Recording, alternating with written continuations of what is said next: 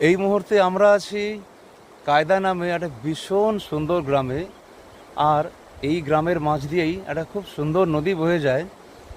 আর দেখতেই পাচ্ছেন এই নদী, আর এই নদী হচ্ছে সাউথ কারো নদী। এবং এই অঞ্চলটা হচ্ছে সারান্ডা ফরেস্টেরই একটা শেষের দিকের একটা অঞ্চল। এবং এই সাউথ কারো নদী এখান থেকে একটু এগিয়ে গেলে পরে মিলে যায় কোয়েল নদীর সঙ্গে। এবং সেই কোয়েল নদী আরও কিছুটা এগিয়ে গিয়ে মেলে সোন নদীর সঙ্গে। আর গেস করুন, হয়তো আপনারা অনেকেই জানেন যে সোন নদী তারপরে কোন নদীর সঙ্গে মেলে। সেটা হচ্ছে গঙ্গা নদীর সঙ্গে, পাটনা এবং ছাপড়ার কাছাকাছি গিয়ে। আর নদীর এদিক দিয়ে আসছে। আর আপনারা সবাই এটা প্রত্যেকে জানবেন যে গঙ্গা নদী তারপর শেষে চলে যায় কিছুটা বাংলাদেশের দিকে, আর কিছুটা কলকাতা হয়ে গঙ্গাসাগর।